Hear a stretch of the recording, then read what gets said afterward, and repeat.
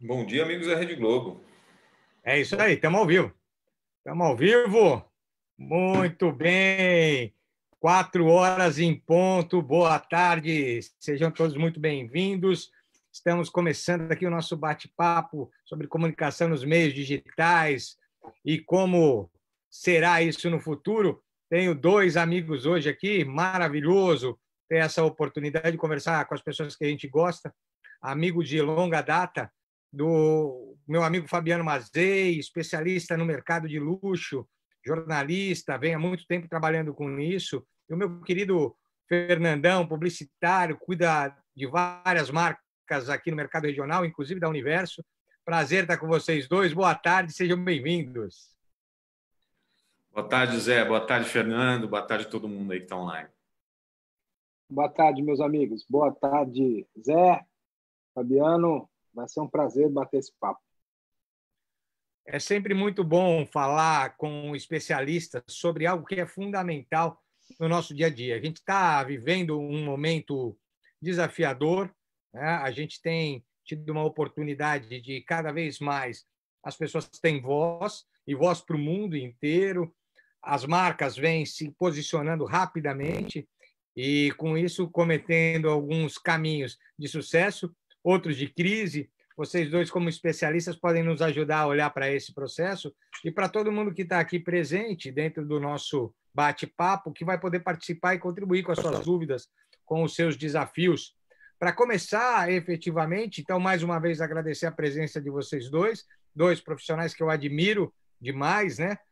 Um que tem notório saber sobre esse mercado que muitas vezes fica distante da gente, e que a gente até brincava, o mercado de luxo não tem crise. Será que é isso mesmo, Fabiano? Em algumas cervejas que a gente tomou, a gente falou disso, e aí a gente vai ter a oportunidade de ouvir esse mercado, mas, além de tudo, de gerenciamento da marca, o quanto isso é desafiador.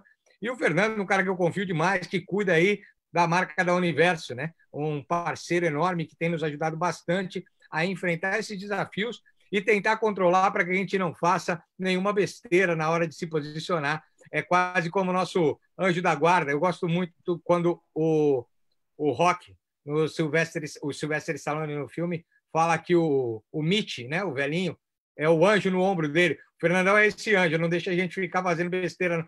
Vamos fazer tal coisa? Não vai fazer nada. Pera, daqui que eu vou fazer. A barba branca justifica, né? Não é só isso, né? Experiência. Você e o Fabiano. O Fabiano também tem barba branca, só que ele dá uma pintada, ele dá uma enganada ali, viu? Eu sou jovem do grupo aqui. Opa! Mais jovem mas não tanto assim, não tanto assim. Mas é mais jovem que eu e o Fabio, eu e o Fernandão. Senhores, eu queria começar com um vídeo que a gente já assistiu junto, mas acho que é muito importante a gente trazer isso para todo mundo, que é como as marcas se posicionam, né? E tem um vídeo que me ajudou bastante a entender isso, talvez até me provocou para chamá-los para conversar sobre esse tema, que é como as marcas foram se posicionando desde 2010 a 2018. Então, eu vou compartilhar isso com a turma para a gente introduzir o tema e aí a gente volta a conversar com vocês. Vamos nessa. Vamos aqui falar desse vídeo para a gente acompanhar e gostaria que vocês também fossem comentando aquilo que chamar a atenção para vocês. A todos que estão nos ouvindo, sejam todos muito bem-vindos. Já temos uma turminha boa aqui junto com a gente. E já eu dou as boas-vindas oficial para o nosso público que está junto com a gente aqui. Vamos olhar para esse vídeo que eu acho interessantíssimo. Vamos lá.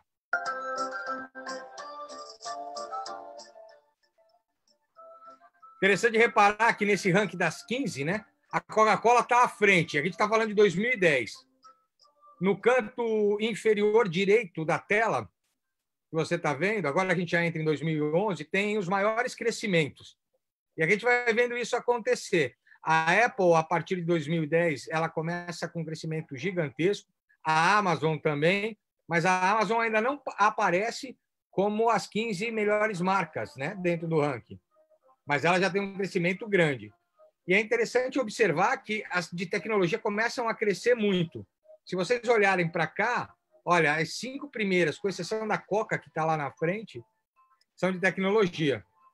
E a gente vai vendo um crescimento aí de marcas em 2012, a Apple, que acaba assumindo em 2013, tem um crescimento de 129%. O Facebook começa a aparecer como o maior crescimento em 2013. É interessante olhar para isso. E aí a gente tem a Prada, que já é uma marca de luxo, aparecendo aqui. Só que o Facebook ainda não aparece em 2013, nem em 2014, apesar de ser o maior crescimento do ano, não aparecem na lista. Notem que a Amazon só entrou agora, em 2014, mas a gente tem a tecnologia brigando e a Coca-Cola se mantendo lá entre a terceira ali, ó. E você começa a ter um crescimento maior do Facebook e ele ainda não aparece aqui. A gente está acompanhando 2014, 2015, o crescimento do Facebook é o maior e ainda assim ela não entra. Ele vai entrar em 2017, se eu não me engano. Repara as mudanças que vão acontecendo do teu lado esquerdo também. A Zara passa a ser o crescimento e aqui o logo da Apple sendo a primeira, né?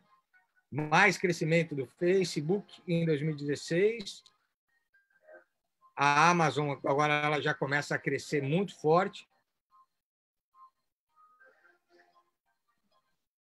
Em 2017, o Facebook entra. Ó. Entra e vem subindo vertiginosamente. Olha o tamanho do salto que ele começa a dar a partir de 2017. Nós vamos levar até 2018. E notem que a Apple não para de crescer, mas ela não é a que cresce mais. E aí tem um salto da Amazon dentro desse processo, que chega a 56% e já vai se posicionando em terceiro lugar. E a gente vai parar agora aqui em 2018, que é até onde vai. Chegamos aqui. E nós temos algumas marcas de luxo aqui, né? Gucci, Louis Vuitton, que começam a aparecer. Mas tudo isso para fazer uma introdução ao nosso tema. Eu gosto muito de olhar para esse vídeo, que ele me ajuda a olhar para algumas coisas interessantes. Em 2018, ele vai até 2018, o vídeo, a Apple atingiu 1 trilhão em valor de mercado. A marca, o valor somado de todas as suas ações na Bolsa de Nova York, é a primeira vez que uma empresa privada consegue esse feito. A marca passa $207,04 na Nasdaq. A ação da Apple continuava fechando em crescimento, né? E que dava um valor de mercado para a companhia de 1 trilhão. Como comparação, só para a gente fazer uma comparação, quanto isso representa, supera mais da metade do PIB brasileiro de 2017.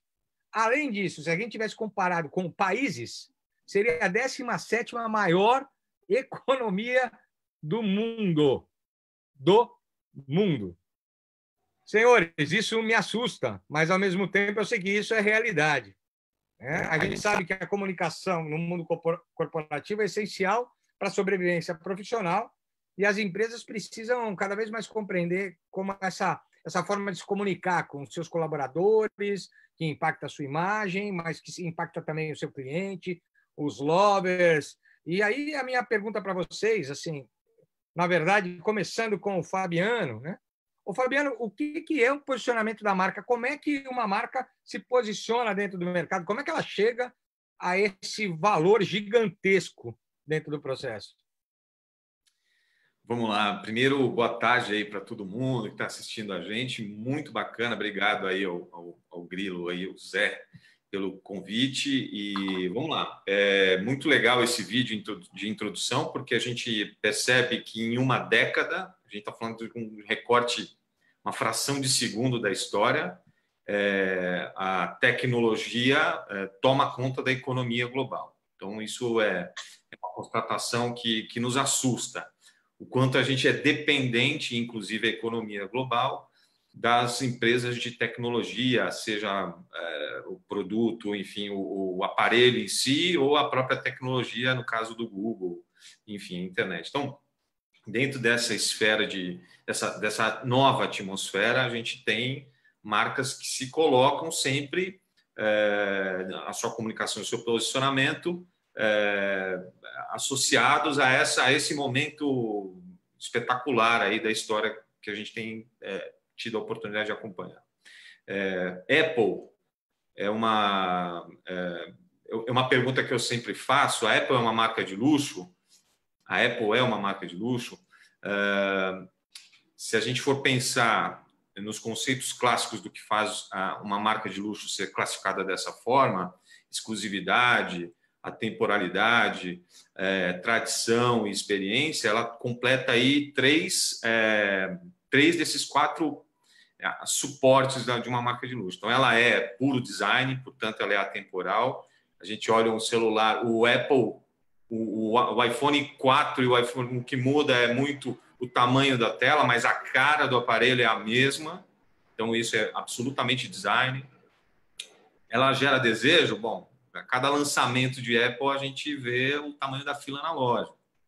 A experiência de compra existe? Existe. Você tem uma festa quando você consegue sair com uma caixinha na mão. A gente vê essas cenas muito frequentemente a cada lançamento. Então, o posicionamento de marca é quando você, através daquilo que você tem de valor, você se coloca na cabeça das pessoas. As pessoas pensam em Apple, elas pensam no melhor design, no aparelho confiável, na super interação que a internet proporciona, e tem também um discurso aí de lifestyle, né? Você ter Apple, né? Então isso também tem a ver com o mercado de luxo. O luxo se baseia muito nesses discursos que o produto faz pela pessoa. Então, os atributos colocados, ela se posiciona e vai fortemente, e deve ficar por muito tempo ainda. Realmente é um processo que a gente tem acompanhado. Acontece com outras tantas marcas, acontece muito no mercado de luxo isso. Você se alicerçar, se posicionar e conquistar cada vez mais fãs, cada vez mais sucesso, né, dentro dessa nova economia tecnológica. Maravilha. O posicionamento está muito relacionado a como a empresa quer ser vista, né? Então, por essa forma, você nunca vai ver um Audi popular, porque ela não se posiciona para o popular. Então, é como também as empresas desejam ser vistas pelos seus consumidores, como elas se comportam e como elas se posicionam, né? E isso você pode fazer quando a gente estava vendo o gráfico de crescimento, quando o Facebook também dá aquela subida, é o momento em que ele compra o Instagram e posteriormente o WhatsApp, né? Porque há realmente essa comprovação de que o digital iria, não evidentemente da forma como foi agora, em função de estarem todos confinados, mas a tendência do digital era muito grande, né?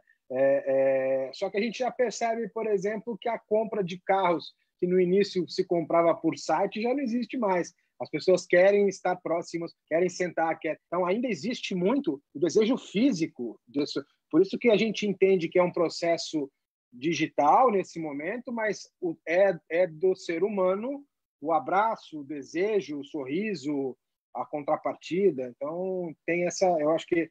E esse novo momento é de se posicionar. Como é que eu quero que as empresas me vejam, né? Essa é uma pergunta que eu queria começar com você, Fernando, e a gente voltar talvez para o Fabiano, para a gente fazer esse bate-bola que está bem legal. A minha pergunta é a seguinte: como é que uma marca se posiciona? Esse é o cuidado. E aí eu queria fazer uma colocação, né? Como é que eu crio uma marca de sucesso? Não necessariamente estar no mercado de luxo faz com que eu seja uma marca de sucesso ou que eu não tenha excelência por não estar no mercado de luxo. Eu posso ser popular e ser uma marca de sucesso. Hoje claro. Eu estava olhando a Zero Hora, né? E o Breno veio aqui. Eu não gosto muito que joguem aqui dentro do meu escritório, ele que jogue na casa, no quarto dele, não aqui. Mas ele veio e eu fui obrigado a deixar aqui. Aqui a gente tem um Hoffman aqui atrás, que virou uma marca, que era uma marca que não era conhecida, mas a partir do momento que Sir Paul McCartney assume o Hoffman como o maior baixo do mundo, ele se torna o maior baixo do mundo. Essa marca popular não é uma marca de luxo, mas é uma marca de sucesso. Como é que a gente pode misturar essas coisas todas? E aí é para vocês dois, né, a conversa. Mas como é que eu me posiciono? E aí tem muita gente olhando aqui, muita gente que está junto com a gente aqui. Vou dar um ok para vocês olharem para isso. Assim, a gente está com o Adriano, a gente está com o Alexandre, com a Ana Grilo, que é minha irmã, né, por acaso, seu Robles, que também está acompanhando a gente aqui, o Celso, nosso amigo particular aqui, meu do Fabiano, a Eliane, que também está junto com a gente, a Janine, o Juninho, a Luciana, o Oswaldo, a Patrícia, Jane Pérez, a Tati, Thaile Silva, sejam todos muito bem-vindos. Fiquem à vontade para fazer perguntas também para os nossos convidados. E aí, a pergunta é exatamente essa para todo mundo. No Facebook a gente também tem bastante gente, já já a gente vai dar um alô para lá. Mas como é isso? Uma marca, ela só é de sucesso porque ela está no mercado de luxo, ou ela pode ser uma marca popular, ou ela pode ser uma marca atemporal, né? 50 anos de Larry B hoje, a Zero Hora, o jornal Zero Hora fez uma matéria linda sobre isso, sobre como essa marca continua na cabeça e no coração de todo mundo. Está com vocês aí. E aí, Fernando, como é que eu construo um Beatles dentro da minha casa? Na verdade, tem que deixar há uma distância grande entre sucesso e luxo, né? Você pode o seu bar aqui na esquina pode ser de sucesso e ele não precisa necessariamente ser de luxo. O que a gente entende e aí vai muito daquilo que eu falei sobre o que é o posicionamento, é como eu quero ser visto pelo meu cliente ou pelo meu mercado, e para isso há, sem dúvida, a postura, né? O que são N fatores. A gente existe sempre aquela situação: você bem atendido conta para 3, você mal atendido conta para 10. Isso faz parte de um processo para que você torne-se uma empresa de sucesso. Como é que você lidar com os seus clientes? Como é que o que você entende que o seu cliente está desejando? Então, você pode perceber que as grandes empresas que têm sucesso, elas têm como premissa ouvir muito o que o cliente tem a falar sobre ela, seja nas redes sociais, seja num pós-venda, numa pesquisa. Ela sempre se posiciona de uma forma assim: o meu sucesso está diretamente relacionado ao prazer. Então, o sucesso é característica de ser uma banda de sucesso há tantos anos, e já não existe há vários, porque ela nos dá prazer. É prazeroso ouvir Beatles. Tem gente que gosta de Rolling Stones, ótimo, mas muita gente gosta de Beatles. Então, o sucesso está muito relacionado às sensações que a gente... E acho que é completamente... O luxo não tem... Luxo é uma outra... Que também, lógico, existem empresas... O Fabiano vai falar melhor do que eu sobre isso, que tem esse desejo, né? Que tem... Quando ele fala da Apple, lógico que a Apple é popular, né? É lógico, porque o cara deixa de sair com a namorada, ou deixa de ir no cinema para juntar a parcela ali e comprar o iPhone, porque ele quer o iPhone. Então, o iPhone, ele é um case, a Apple é um case maravilhoso que abrange todas as classes, né? Todas as classes. Não sei se eu consegui me expressar sobre a relação de luxo e sucesso. Eles não... Sucesso é uma coisa completamente diferente do luxo. E a construção vai nisso que eu falei, desses de compreensão do cliente. Não, perfeito. Eu vou pegar carona aí no Fernando. Definitivamente uma coisa não tem nada relação direta entre luxo e sucesso, né?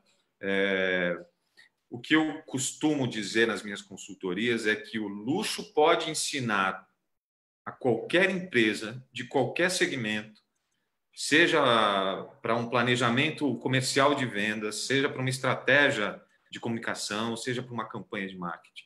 Ele pode ensinar. Não quer dizer que necessariamente ter que fazer igual, até porque são outros públicos. Isso a gente voltando aí no passo zero da comunicação, a gente tem que entender quem é o nosso receptor, quem é que vai estar recebendo a mensagem para poder comunicar melhor. E, portanto, gerar o que interessa para uma empresa, uma venda e, enfim, uma contratação. A gente tem que entender com quem a gente está falando. Só que o luxo tem, sim, algo a nos ensinar. Então, por isso que eu venho trabalhando com essa história há algum tempo, para a gente entender e fazer a tradução daquilo que uma grande marca, como a gente viu aí, Prada, Louis Vuitton, Mercedes-Benz, grandes corporações hoteleiras e etc., tem a nos ensinar como estratégia, como processos, métodos, para que a gente faça a depuração disso e traga isso para a lanchonete, traga isso para o dia a dia do salão de cabeleireiro. Quando a gente fala de valores que eu costumo sempre colocar, são quatro valores importantes para você entender o que é uma marca de luxo e em cima do que ela se apoia. Exclusividade, quando a gente fala de exclusividade, é geração de desejo, puramente. A exclusividade pode ser o quanto custa o produto, o serviço. Então, você vai lá numa loja e vê um negócio caríssimo e aquilo te gera um desejo porque é muito caro e inacessível. Ok. Isso é um fator de exclusividade. Mas o fator cultural também é. Se você não entender o valor daquilo que você está comendo num restaurante X, você vai achar que aquilo não presta, que aquilo não vale. Então, exclusividade é um valor importante. A temporalidade, que a gente costuma dizer, é isso, é quando o design atravessa o tempo. A gente está falando de Apple. A Apple é um design único desde que o fundador criou até agora, com raríssimas adaptações. Então, o design que atravessa o tempo. Uma Ferrari é uma Ferrari. Você não vai ver Ferrari parecendo um Audi nunca, é uma Ferrari. Então, a Porsche, você olha um Porsche a 500 quilômetros de distância, você sabe que é um Porsche. Então, existem fatores que garantem a temporalidade. Tradição é isso que a gente está falando. Marcas que têm muita história para contar. Mas precisa ter 200 anos para ter esse valor? Não. Você pode ter uma lanchonete de 10 anos. Você pode fazer a melhor esfirra do seu bairro. Você pode ter a melhor pizzaria da região. E aí você contar a sua história. Aí entra um pouco do que eu e o Fernando podemos fazer por vocês, né? E, assim, contar bem a sua história, gerar um conteúdo sobre você. Acho que esse é um ponto importante. Então, a tradição vale para quem tem 200 anos, como para quem tem 2. Como você conta a sua história que faz a diferença. A tradição do servir, do produto, do serviço. E a experiência de compra. A experiência de compra é um negócio que é muito importante para o mercado de luxo e que serve também para todos os demais. Quando você vai comprar um jato, a Embraer... Eu tô querendo. É a minha próxima compra. Então, você quer um jato, Zé? Uma reportagem, só rapidamente. Eu fui fazer uma reportagem na Embraer sobre o maior jato executivo fabricado no Brasil. Tá? É um jato que custa 55 milhões hoje de dólares. 55 milhões de dólares. Tá? Então, como é que você faz um test drive de um jato? Se você for até a concessionária comprar o seu carro, ou numa loja de usados e vai dar uma volta no quarteirão, quando o vendedor deixa, porque tem vendedor nem isso, existe ali uma experiência de compra. Quando você vai comprar um jato, o test drive, que eu pude ali observar, é um passeio até Paris. É um final de semana em Nova York. Fabiano, isso é muito distante da minha realidade. Não é. Se você for pensar, se você tem um salão de cabeleireiro e puder servir um café, uma água, um ambiente bem organizado, limpo, se dentro do seu negócio faz sentido oferecer essas coisas, faça. Isso é muito pouco, gera um custo baixo e a experiência, a jornada dentro da sua marca empresa é maravilhosa, é fantástica. Você falou uma coisa, Fabiano, diga. Vou te interromper, e me lembrei quando anotei aqui os valores do mercado de luxo, né? E aí você pega como exemplo o trabalho que o Babo Américo faz em Santos. A experiência de consumo dentro do ambiente do restaurante é algo único, onde ele vai à sua mesa, pergunta como você está, se você foi bem atendido. Isso tem muita semelhança com o mercado de luxo. O que faz realmente a pessoa querer entrar dentro de uma loja, de uma Zara, não é só o fato de ela ter o dinheiro para compra, mas a forma como ela é tratada, né? Então a gente volta ao item anterior do posicionamento, que é assim: você sente-se bem, você sente prazer, e aí você fica propício a pagar o preço que for, né? Então, o luxo está muito relacionado ao dinheiro, evidentemente, são mercados de alto poder aquisitivo. Mas essa flexibilidade comportamental que o ser humano tem ao se sentir bem atendido, ao se sentir diferenciado, e o babo é um caso atemporal. Outro exemplo magnífico é o tratamento que o seu Elias dá para todos, e o Paulinho está no mesmo caminho, no Beduíno. São mercados regionais que se portam não como um mercado de luxo, mas como um mercado de sucesso, né? Entendendo realmente essa necessidade. Não, vocês estão me chamando a atenção para duas coisas, né? Vou trazer uma rodada aqui para a gente apimentar um pouco mais a conversa, e está super legal, mas vocês estão dizendo que a marca ela precisa ser centrada no cliente. E eu acho que isso eu posso confirmar, né? Eu acho que vocês dois trouxeram isso muito forte. Quem é o meu cliente? Para quem eu vou fazer? De qualquer forma, existem alguns pontos que precisam ser cuidados. A pessoa se sentir bem é fundamental, porque senão você vai perder um lover e vai ganhar um hater. E isso vai impactar demais no teu processo. Mas tem algumas colocações aqui bem bacanas. Ó, o Celcinho faz uma colocação para a gente muito forte. A Coca-Cola se prova que é uma marca temporal, né? E é verdade, né? A Coca, com mais são 128 anos. 130 anos quase, continua sendo reconhecida por todo mundo. A Eliane Anjos traz uma coisa muito bacana para a gente. Eu estava na Mercedes quando foi lançado o Mercedes Classe A, que não foi visto como carro de luxo, apesar da marca, e não alcançou sucesso. Nem aqui, é um case espetacular. Não é? Um case bem legal, assim. No Facebook, a Cristiane também colaborou com uma história sobre o Boticário, que é bem legal. E a Eliane faz uma pergunta para vocês que eu quero emendar com uma minha também. Eu acho que tem tudo a ver. Quem consome artigo de luxo também pode consumir artigo comum. Consumidores de Dolce & Gabbana também consumem música sertaneja. O que vocês acham? É isso mesmo? A gente, olhando para isso, que vocês estão trazendo o foco. A gente está usando o luxo como exemplo, o Adriano ainda fala disso, é bem legal que a gente está conseguindo fazer a relação das potências, mas com os pequenos. Eu gosto muito disso que o Fabiano falou. Não dá para levar o cara para fazer um test drive em Paris, mas dá para você servir um café de primeira linha, quentinho, passado na hora, porque isso vai fazer acolher. E aí o Fernando fala, dá para comprar essas coisas, né? Você se sente bem em comprar, você se sente bem quando o babo chega lá na mesa. Como é que você está, garoto? Traz aqui um queijo para eles. E é uma coisinha de nada, mas você vê que o cara está cuidando de você, está te ouvindo, te vendo. Porque a pior coisa, eu acho que você se sentir invisível dentro das marcas. E aí tem uma pergunta para vocês, né? Como é que a gente como é que a gente pode olhar para o gerenciamento da crise? Vamos começar a falar disso, porque isso também acontece. O cara errou e aí a marca começa a tomar porrada de tudo quanto é lado. A gente tem muitos exemplos desses. A gente ainda não vai entrar na marca pessoal, mas a gente sabe de marcas, por exemplo, que erraram a mão e foram trucidadas pelo mercado. A gente tem uma agora do posicionamento do Madeiro político, a gente não vai colocar a questão política, mas se colocou e perdeu muito público. Como é que a gente gerencia quando faz uma besteira como essa? Qual é o cuidado de gerenciar a nossa marca? Que cuidados, enquanto marca, a gente precisa ter? O que vocês acham? Eu só ponderando um pouco antes na pergunta de alguém que comentou sobre a Eliane. O cliente no centro das estratégias, né?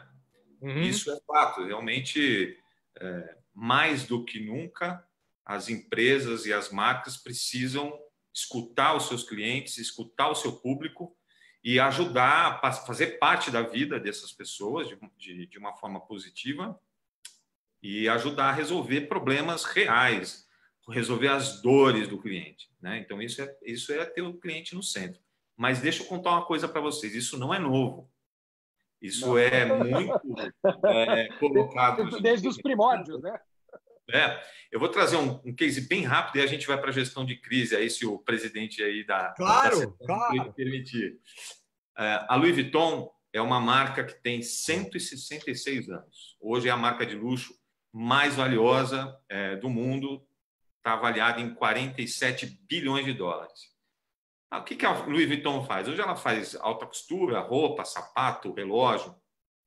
Eles têm hotéis, eles têm coisas para casa. A Louis Vuitton é um gigante, né? Como é que a Louis Vuitton começou?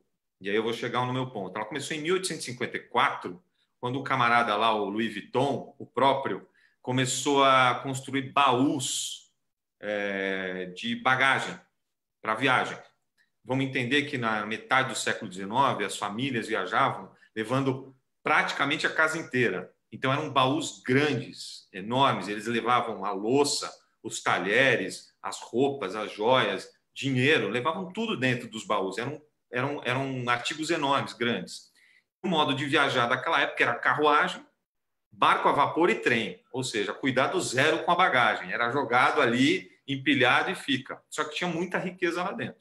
Então, o que o Vuitton entendeu ouvindo o cliente dele que viajava? Eu preciso de um baú que resista a uma viagem.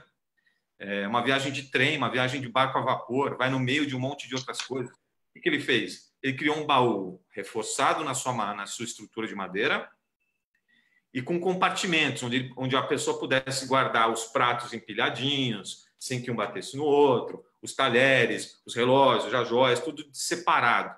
Bom, resolveu uma dor do cliente. Eu tenho agora um baú que ele é mais resistente, e aí ele ganhou notoriedade. O segundo problema, ouvindo a sua clientela, e a gente está falando isso do século XIX, hein? Não é de agora, não. Não é de nenhum guru desses novos aí. Ele entendeu que havia um problema já naquela época de segurança. Os baús eram roubados, porque carregavam pequenas fortunas lá dentro. As famílias levavam a casa inteira. Então, o que ele criou? Ele criou um fecho inviolável, um fecho que ele passou a fazer o marketing em cima disso, de que era o baú onde ladrão nenhum conseguiria abrir. E aí ele fez isso em 1886. Aí ele fez um desafio para um mágico americano muito famoso, Harry Houdini, a maioria deve ter ouvido falar. Ele fez o seguinte desafio: olha, você vai ficar trancado dentro de um baú meu, eu te fecho e eu duvido você sair. É claro que o Houdini não aceitou o desafio, mas o fecho ficou. Esse fecho existe até hoje. Então, foi uma dor do cliente lá atrás, que há mais de um século e meio virou uma marca registrada. A segunda ação dele, 10 anos depois, para ajudar na questão da segurança, foi o monograma. Toda peça Vuitton tem o L e o V. Aí a gente fala assim, pô, mas isso foi uma questão estética? Não. É porque havia muito extravio de bagagem já naquela época. Então, ele inventou uma tag, que hoje a gente tem amarra na mala aí para localizar a mala na esteira do aeroporto. Ele criou uma tag. Pronto, toda mala, todo baú da minha marca tem o LV. Assim você encontra a sua mala onde ela estiver. Então, ele criou, dentro de uma ótica de olhar para o seu consumidor, colocar o consumidor no centro da estratégia e criou soluções para isso. Cara, se preocupando com o design, né, Fabiano? Exatamente. Então, só para pontuar, assim, como é que a gente pode entender? É uma marca de luxo, é inacessível para a maioria das pessoas. É bem verdade, é claro que é. Ninguém precisa, eu costumo até polemizar, ninguém precisa de luxo para sobreviver, não. Acho que a gente pode aprender com eles. Acho que a gente tem que aprender, tirar o preconceito da frente e olhar para os caras e falar, pô, esses caras entendem um pouco do que estão fazendo. Senão não estavam aí. Com certeza. Voltando aí para a crise. Acho que a gestão... Vou só fazer... Diga, por favor. Vou pegar, só para a gente não perder, porque acho que a Eliana falou... Foi, Eliane. A Eliane da Mercedes-Benz. E eu me lembro o Classe A, ele fez a comunicação dele, e aí vai tudo que eu falei, ele jogou por terra tudo que eu falei sobre posicionamento. Ele colocou em sua comunicação que agora você pode ter um Classe A. Entendeu? E o Classe A nunca foi feito como um carro para aquele verdadeiro consumidor da Classe A. Então, você pode pegar todo mundo que teve Classe A e falar assim, cara, a manutenção é horrorosa, o carro dá problema, acabou, não tem o que falar. Não é o carro para você.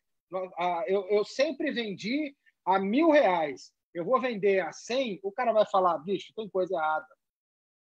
Né? E aí, só pontuando que a maior junção do luxo e popular nos últimos anos, lembrando isso que você falou, quem compra na Dolce & Gabbana escuta sertanejo, foi a live do Gustavo Lima, que ele tem uma piscina que pega 10 quarteirões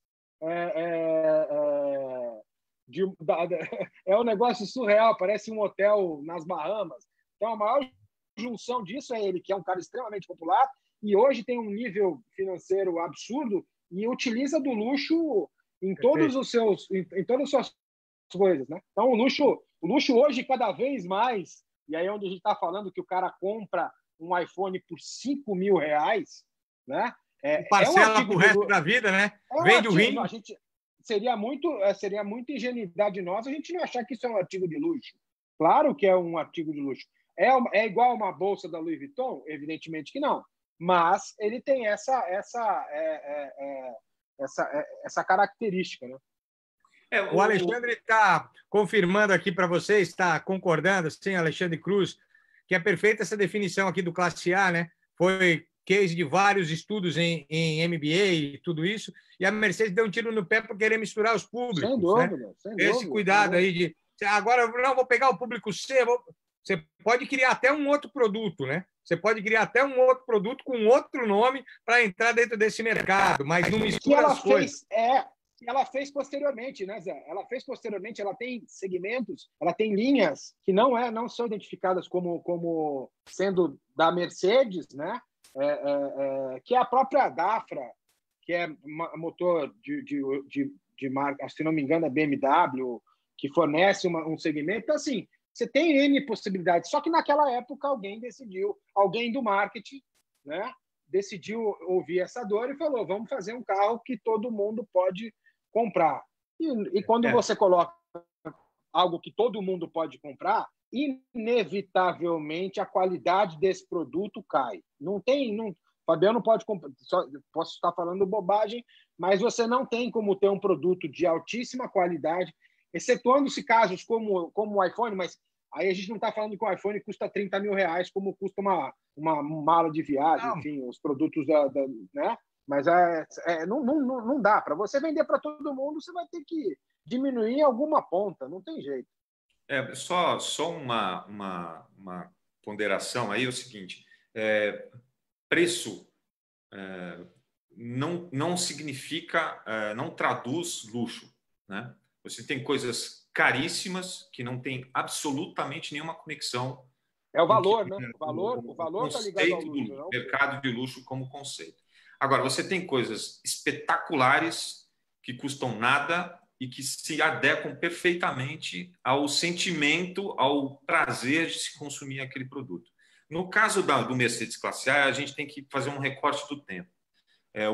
E aí acho que vale a gente lembrar que eles, em 2013, fizeram uma campanha com um funk de trilha sonora, que era no passinho do volante, aquele leque-leque, e era a trilha sonora da campanha do Classe A. Bom, vamos entender por que eles correram tanto risco.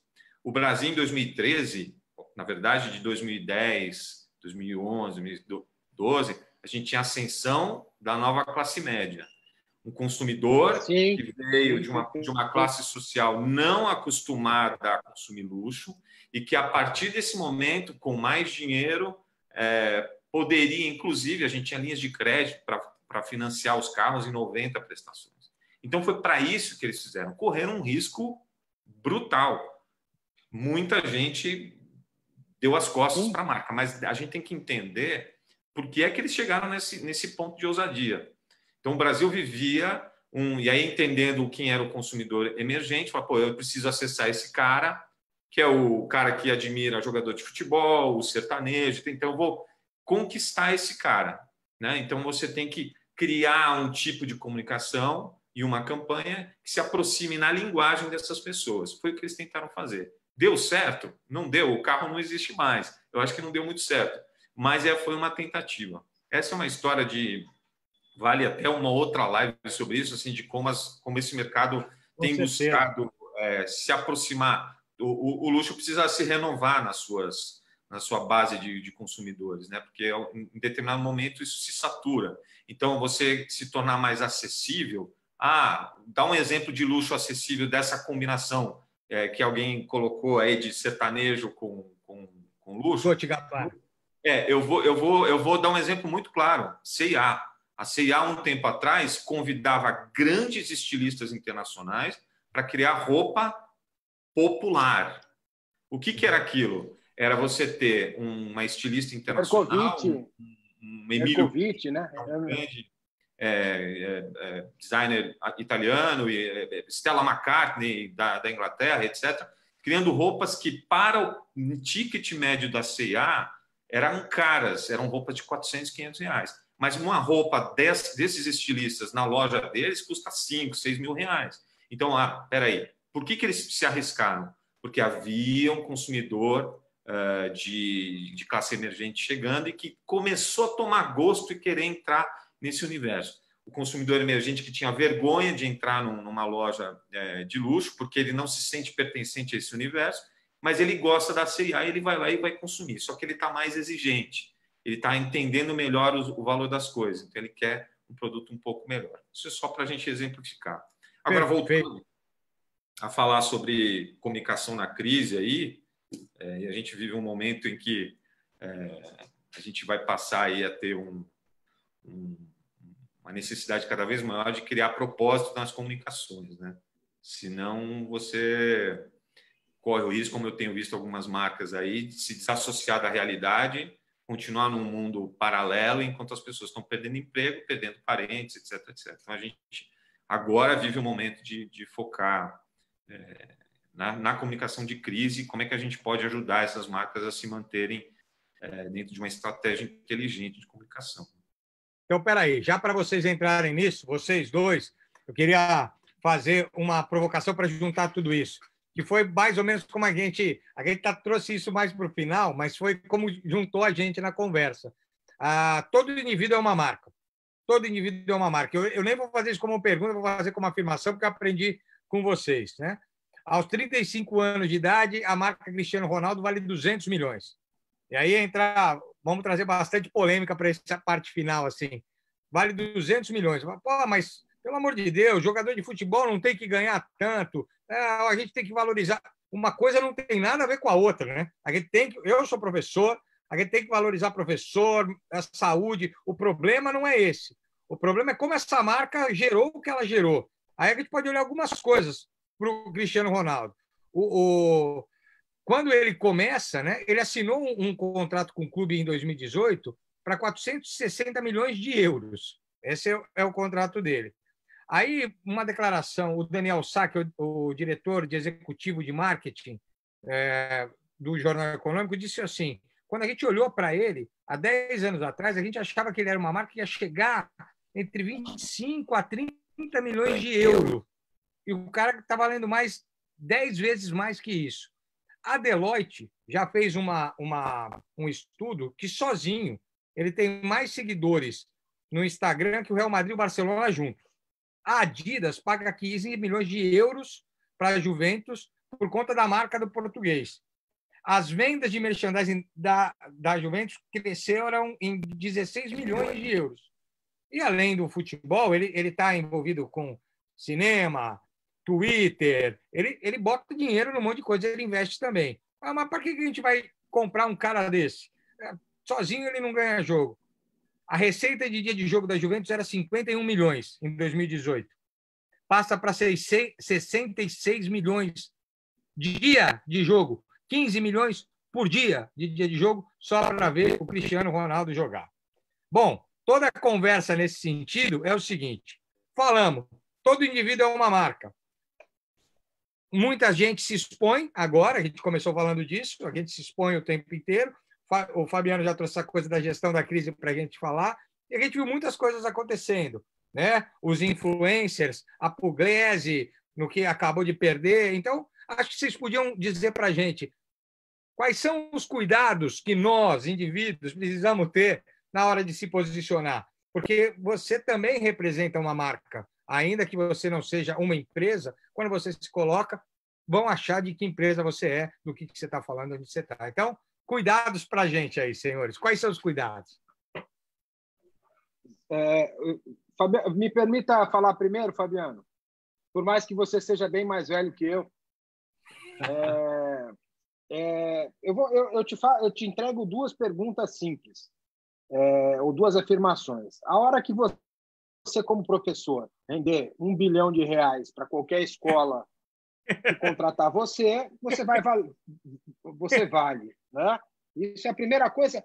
E aí, quando você tem essa relação muito politizada em dizer tem que se valorizar os professores e não valorizar os jogadores, o viés é econômico, ponto final. Não tem, é negócio. O Juventus paga 460 milhões porque fatura 10 bilhões. É simples. E se ele começar a jogar mal, cai o rendimento, cai o faturamento. E aí a gente pega para falar de gerenciamento de crise, eu faço uma pergunta simples. O que e aonde o Cristiano Ronaldo entrou em polêmica nesse período de pandemia? Pois é. Nenhuma. Ele treinou em casa sozinho, fez vídeo mantendo-se em forma, doou milhões de reais para várias situações em vários países, não só apenas na Ilha da Madeira, não só em Portugal. Então, assim, que guardado as devidas proporções, Neymar também está fazendo, só que o Neymar ainda tem um fator de imaturidade, de mau gerenciamento de carreira, que não há termos de comparação entre o Cristiano Ronaldo e o... E aí você pega, eu vou passar isso para o Fabiano, porque eu ainda acredito que a Pugliese tem muito... Ela permeia também por um mercado de luxo, porque você tem algumas grandes marcas investindo em ser porta-voz, enfim, ser uma digital influencer. Só que a gente tem um fator hoje muito importante que não pode ser deixado de levar em consideração, que é o emocional. Nós passamos por um período pandêmico em que todos ficam angustiados e eles têm o poder de abrir uma live para falar o que está sentindo. Então, claro, se toda empresa tivesse alguém orientando e falando assim, olha, o que você vai falar na live? Ou melhor, viu que falou merda, já tira a live do ar, né? Então, você tem um profissional cuidando disso. Só que numa situação em que está cada um cuidando... Eu fico imaginando os grandes gestores de grandes marcas, como ele está trabalhando o interno dele, porque ele não pode só olhar para a marca. Ele tem que olhar e falar, peraí, como é que vai ser a minha vida daqui a 1 mês, 2 meses, 3 meses? Então, é muito complicado você criar uma receita ao dizer, olha, faça só assim, assim, assim. A única coisa que se pede para todos, nós orientamos os nossos clientes sempre em cima do bom senso e da não quer falar besteira, seja educado. É simples. Se você tiver educação, a possibilidade de você falar uma besteira é muito menor, né? Então, você pega uma Pugliese que estava numa festa e bebe, está bebendo ali, alguém ligou e falou, faz que não tem problema. E ela, talvez com um nível alcoólico um pouco maior, fez. Pagou o preço, 200 mil reais de investimentos, deixou de receber imediatamente de cortes de empresas que deixaram de apoiá-la. Mas a gente vai lembrar uma coisa simples. A hora que a economia voltar ativa, o Madeiro vai estar lotado, cara. E você vai pagar 50 reais no hambúrguer de costela, que é espetacular. Tem alguém com saudade de hambúrguer de costela aqui que eu tô achando. Ele está fazendo muito até pão. Salivei aqui, ó. Vou tomar uma água. Mas não faço hambúrguer, né? Vamos lá, vamos ouvir o Fabiano aqui. Tá. Fabiano, para você trazer essa questão, algumas coisas importantes, né? Os parâmetros, o Drico fala uma coisa bem legal aqui. Os parâmetros são econômicos, né? É importante separar isso. Eu acho que isso é bem bacana. O que a gente está falando aqui é valor da marca. Nós não estamos falando do valor da profissão, não estamos falando do valor do ser humano, estamos falando de como se posiciona dentro do processo. Isso é bem importante. O nosso querido Marco Antônio Justo Losso, parabenizar a conversa aqui, bem legal, mandando para a gente. Mais gente lá do Facebook, Alexandre Lima, o Marcos Oliveira, mandando um abraço para a gente aqui e todo mundo parabenizando a conversa. Fabiano, como é que a gente pode gerir essa nossa marca? Cuidado que a gente tem, o que o Fernandão falou, cuidado que a gente precisa ter dentro dessa história para não botar os pés pelas mãos, para não cair no caso da Pugliese, que perdeu tudo isso, e o cuidado que a gente acaba tendo também numa marca tão poderosa individual que é o Cristiano Ronaldo, que é capaz até mesmo de se pagar quando vai para um clube. Isso a gente tem visto em algumas negociações aí. Quais são as suas considerações para a gente? Muito legal. Vamos lá. Eu separaria em duas análises aí. Se você é uma pessoa física, se você é uma pessoa jurídica. Cristiano Ronaldo é uma pessoa jurídica, enquanto, né, ele é um produto dele próprio. Ele tem um assessoramento e é muito bem assessorado, né? Você não vê o Cristiano Ronaldo cometendo deslizes que outros atletas cometem. O Messi é a mesma coisa. Inclusive, ele, outro dia, o mais recente que eu vi, ele postou a esposa dele cortando o cabelo dele em casa, mostrando que ele está confinado, que ele está isolado. Ele poderia montar um salão, né, na sala dele, trazer o cara que corta o cabelo mais caro da Itália, e quem cortava o cabelo dele era a mulher dele. Então, essa é a mensagem. Então, esse é o comportamento de uma pessoa que entende perfeitamente que ela é um produto. Tá? A Pugliese é o extremo oposto. É a pessoa que não entendeu que ela é uma pessoa jurídica. Quando ela aceitou ser influenciadora, quando ela assina contratos, ela tem que ter um zelo gigantesco pela imagem dela e por suas atitudes, ainda que ela seja um ser humano. Então, esse é um ponto que você tem que levar em consideração. Marketing de influência, influenciador digital, é muito recente. É um fenômeno muito recente. Algumas agências já trabalhando com isso, muitas agências de comunicação e marketing de publicidade criando departamentos para atender esse tipo de demanda. As marcas querem pessoas validando o seu produto ou o seu serviço, porque a audiência, a sociedade como um todo tem dado mais credibilidade a pessoas do que instituições. Então, a gente tem que entender o que está acontecendo no fenômeno como um todo.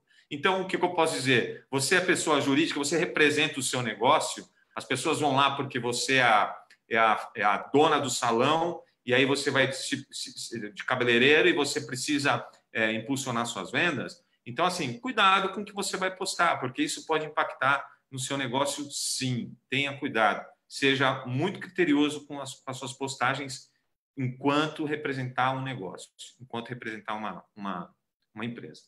Com você, pessoa física, todos nós, a gente vive o momento da conexão, a gente vive o momento das lives, a gente tem as reuniões home office, e tem muito meme rolando já em cima disso, pessoas que se colocam de uma forma absolutamente informal numa reunião de trabalho. Então, espera um pouquinho, você precisa entender que mensagem você precisa passar e que tipo de ritual e liturgia. Você é um funcionário da empresa. Você vai ter uma conference da sua empresa com o seu chefe, mais 5, 6 gerentes, ou enfim, uma turma. Aí você vai se colocar diante da câmera do computador de bermuda, de chinelo, sem camisa, porque você está na sua casa. Então, a etiqueta... Vai aquilo que eu falei da educação, né, Fabiano? A educação a etiqueta profissional no ambiente, no mundo digital de hoje, e em especial nesse 2020 maluco, em que a gente está aprendendo a lidar de forma muito a fórceps com essa história aqui de se colocar diante de uma câmera, mesmo quem não tem muita familiaridade ou apelo para isso, é fundamental. Então, tem etiqueta profissional. Você está diante da câmera para participar de uma reunião de trabalho, você não está com seus amigos tomando cerveja no botequim. Então, tenha essa noção. Então, pessoa física, cuidado com a sua etiqueta profissional, se coloque, se porte de uma maneira adequada quando o tema da discussão digital for esse.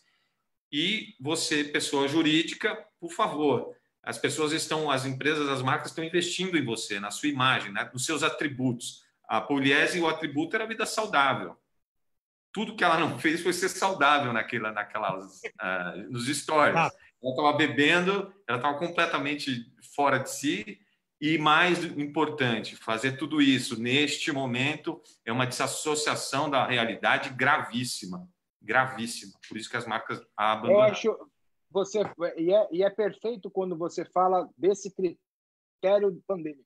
Talvez se fosse isso feito num momento em que não havia pandemia e as pessoas tinham que ficar em casa, ia ser esquecido. Como foi esquecido o Habib's que matou o segurança que matou o menino, como foi esquecido o Carrefour que matou o cachorro. porque as pessoas acabam, de uma certa forma, comove inicialmente e depois elas seguem seus rumos. Não vou deixar de ir no Carrefour porque o segurança do Carrefour acabou matando o cachorro, né? Tem gente que vai deixar. Essa generalização ela é perigosa. Não é uma generalização entenda isso. Só. Não pode generalizar isso. Você tem, e eu não estou generalizando. O que eu estou dizendo é o seguinte: houve nas redes sociais um boicote imenso em relação ao Habib's, com manifestações em frente ao local onde o menino foi espancado e faleceu. Okay, mas você concorda que ele perdeu o público, ponto. Então, ele perdeu momentaneamente, Zé. Depois ele volta. Opa, é só ver se o ele volta para o mesmo estágio, ele volta a ser admirado então, da mesma forma. Vamos lá. Aí são outros níveis. Aí quando você fala, por exemplo, sobre a admiração, sobre a posição, é lógico que ele vai perder momentaneamente faturamento. Só que a tendência do ser humano muitas vezes... Por que existe propaganda? Porque você gera desejo. Ele muda a forma de comunicar, ele cria uma situação dizendo assim, estamos vivendo um novo momento, de reflexão. Então você tem N situações para contornar aquilo. E você vai ver a Pugliese voltando, tá? O cuidado que precisa ter, assim, né? Na minha colocação, eu não sou especialista e nem temos os números para mostrar isso. Acho que números seriam muito importantes nesse momento para a gente. Mas eu acho que o grande ponto é que isso fica uma mácula. Tem sempre alguém que está na memória que vai dizer esse cara é o fulano de tal, a Pugliese é a fulana de tal, e ela vai perder contratos. É a mulher traída, o homem traído. Não vai esquecer nunca. Só tentar... a gente está chegando aí no final aí da nossa... Sim, considerações finais. Não, mas antes até, se você me permite, eu acho que tem... Eu criei aqui, está até no meu Instagram da minha agência, 9 dicas bem práticas de você, como empresa, se colocar nas redes sociais hoje, que eu acho que é importante a gente ajudar quem está assistindo. Aliás, diga seu Instagram, Fabiano. Por favor. O Instagram, o Instagram da empresa a empresa chama Luxury Content, né? Então é @Luxury Content. E lá eu coloquei 9 dicas para você usar agora como empresa, agora nesse momento. Então eu coloquei aqui separado aqui. Primeiro passo é transparência, né? Mostrar aquilo que exatamente está acontecendo com a sua empresa, como é que você está cuidando da sua estrutura. Isso eu estou passando aqui para vocês. Aquilo que eu tenho captado no mercado de luxo. Então, eu fiz uma tradução disso para tornar a coisa mais acessível a todo mundo. Todo tipo de empresa, segmento, se é para classe B, C, não interessa. É como é que você pode se colocar nas redes sociais. Então, vamos lá. Primeiro, transparência, mostrar como é que você está cuidando da estrutura da sua empresa, do seu negócio e dos seus funcionários. É importante você dizer se você manteve, se você não manteve, se você baixou o salário, se você não baixou. Ser transparente, não faltar com a verdade nesse momento é fundamental. Segunda coisa é a presença, né? Você não pode, exatamente, Luxury Content, isso aí.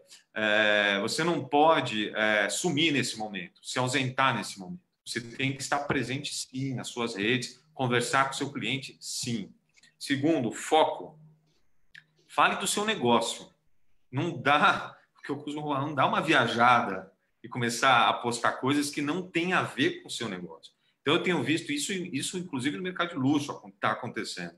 O sujeito é um hotel, o caso em si é um hotel para homens de negócio e está postando receita de bolo no Stories.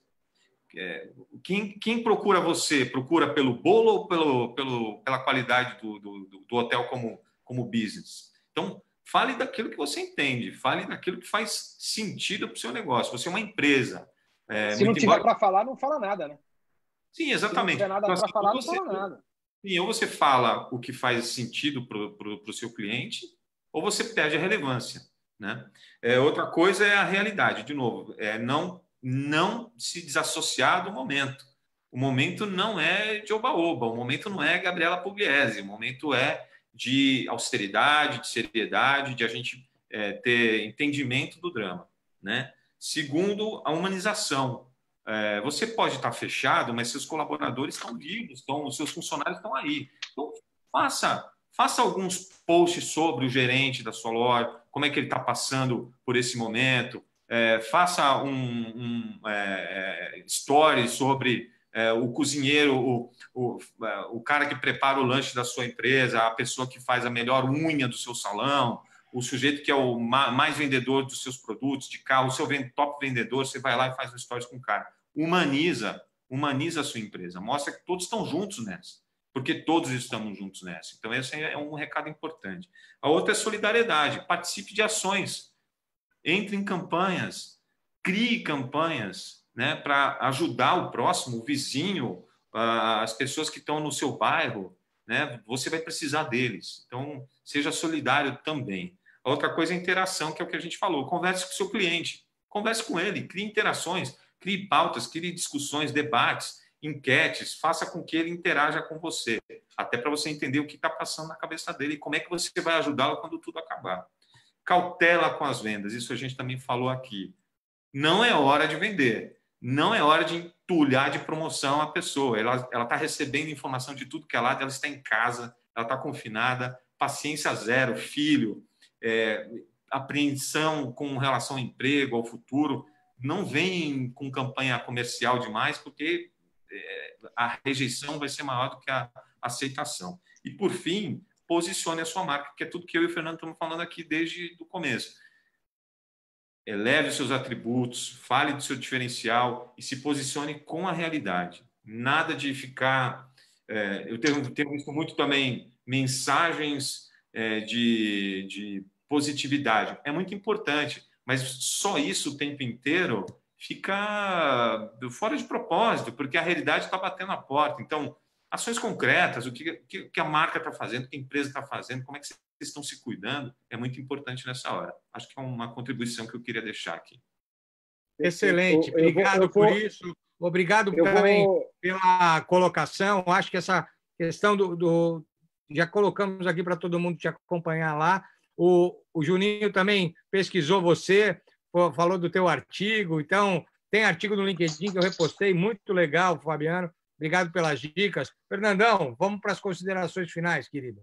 Eu vou nas considerações, aproveitar o gancho do Fabiano e falar e procurar falar para aquele pequeno empresário que está na região nossa, que é o mercado que a gente trabalha, com a lembrança de que as grandes marcas vêm construindo ao longo dessa pandemia a construção da esperança. A gente não sabe o que vem pela frente, ninguém tem capacidade de prever como vai ser a economia, como vai ser a saúde, como é que vão ser o comportamento das pessoas. Então, as empresas da região, e aqui a gente não fala daquele cara que está fazendo delivery, nós estamos falando daquele cara que está com a empresa fechada e vai precisar reabrir ou está trabalhando em home office numa condição. Essa relação entre um patrão e um empregado, da construção de esperança em dizer, olha, eu estou diminuindo o seu salário, mas na esperança de que isso lá na frente retorne, eu estou cuidando de todos os itens nesse primeiro momento. Fazer uma reavaliação financeira. É a primeira coisa que ele pode fazer. É como o Fabiano falou, o Washington Oliveto havia comentado, não é o momento de vender. Ninguém está vendendo em quantidade. Você está vendendo para tentar sobreviver, para conseguir pagar as suas coisas. Então, o aspecto financeira é nortear até quanto você vai colocar no Instagram ou no Facebook numa publicação para divulgar algum serviço, algum produto, né? O impulsionamento tão necessário. E aí a gente vê o que o Instagram e o Facebook estão fazendo em termos de dar subsídio para pequenas empresas. Eu estou te dando dinheiro para você investir na postagem e lá na frente você me paga. Então, existe muita possibilidade de se comunicar. Porém, é fundamental que haja alguém, seja um consultor, seja uma agência, seja um profissional do mercado, que tenha essa sensibilidade de entender que não é o momento de se ganhar dinheiro, mas de se estabelecer relações de esperança. Então, a minha última fala é exatamente sobre isso. Que a gente tenha a esperança de que haverá um mundo melhor, que volte aos pontos positivos, mas compreender que quando a gente fala de esperança, a gente fala de sofrimento. Então, entender as nossas dores e como fazer com que isso não venha a ser um grande problema. Porque se eu só falar de dor, eu vou ser visto como o cara que só chora, né? Eu tenho que ter o equilíbrio disso. Enfim, a minha mensagem para todas as pequenas empresas é a construção da esperança interna e com seus clientes, com seus colaboradores. Maravilha. Que legal, que bonito, Fernando. Gostei muito disso. Gosto muito da frase do Suassuna, né? Eu sempre repito, porque para mim tem sido um momento de me apegar a isso. Não sou nem otimista nem pessimista, eu sou um realista esperançoso. Acho que esse é o grande ponto do nosso controle, sermos realistas e esperançosos. A gente pense no melhor, mas haja no agora. E talvez dessa nossa conversa bacana que vocês trouxeram, fica esse desejo da gente olhar para a gente enquanto marca e oferecer o bem, né? Oferecer o melhor, a nossa transparência. Ainda que a gente possa errar, se a gente olhar para momentos e pessoas que nos ajudam, eu acho que tem muitas dicas bacanas do que o Fabiano produz no LinkedIn, no Instagram. O Fernandão também faz um trabalho muito bacana com os pequenos, é um cara que tem um coração gigantesco, tem ajudado muita gente. Está aí no 013 também, tem muita gente, ele ajuda muita gente, tem muita gente que não tem como fazer, vai atrás do Fernando e o Fernando faz, eu sei de coisas que esse cara faz, o coração é maior que ele, e eu sei que o Fabiano também é assim, é meu parceiro de truco há muito tempo, tem um monte de marreco nosso aí, viu, olhando a gente, Fabiano. E dentro dessa nossa história, ter a oportunidade de partilhar com vocês um pouco daquilo que vocês oferecem. Podem procurar vocês tanto no Instagram da 013, @013. A qualquer hora. O Fabiano também, na Luxury, a gente já botou aqui também. Queria trazer um agradecimento, antes de abrir para vocês fecharem, para todo mundo que participou aqui da live junto com a gente, e no Facebook também. Lá no Facebook, o Pudim, que é uma marca aqui de Santos, o nosso palhaço Pudim, é um ícone, né, de Santos, o Enor.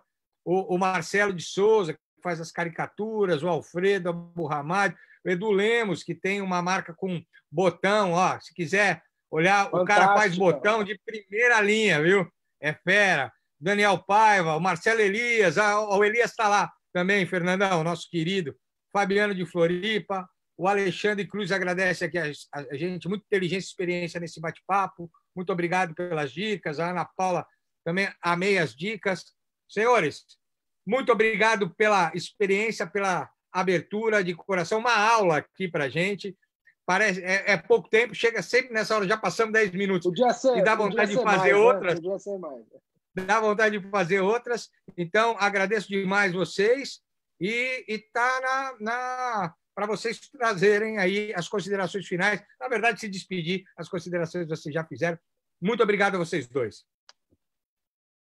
Olha, eu queria dizer, primeiro agradecer, obrigado aí ao presidente da sessão, questão de ordem, o presidente foi sensacional.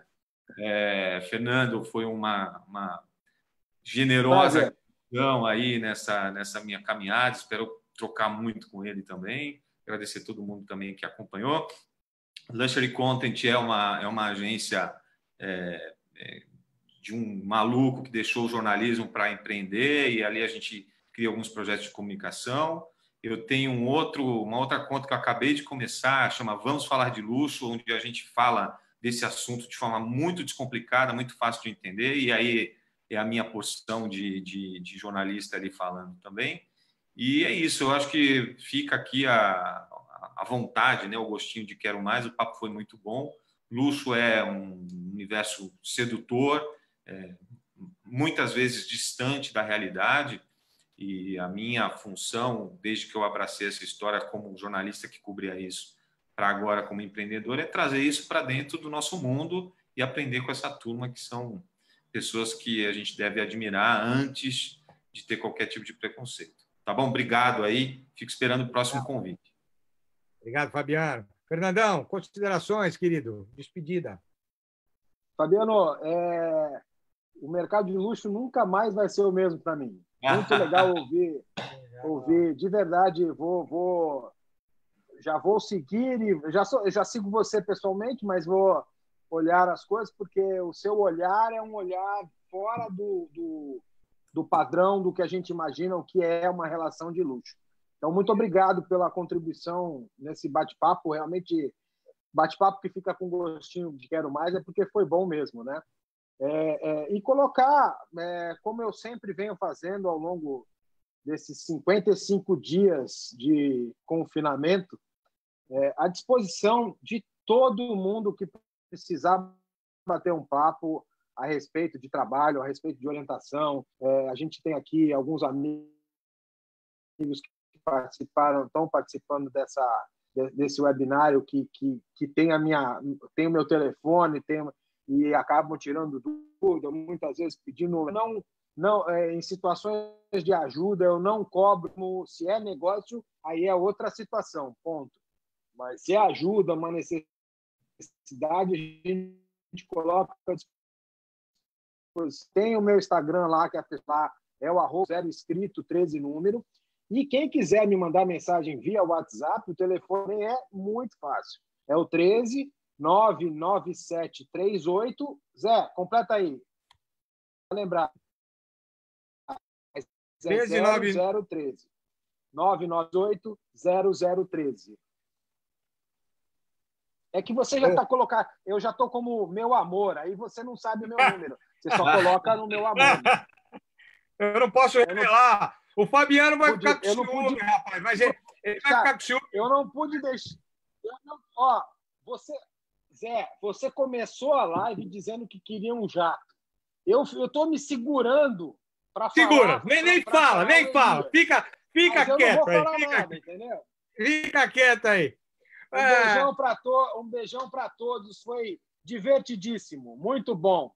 Obrigado pela oportunidade, Zé. Obrigado a todos os participantes aqui do Facebook, Fabiano, Fernandão. Beijo e até a próxima. Obrigado, turma. Beijão, valeu.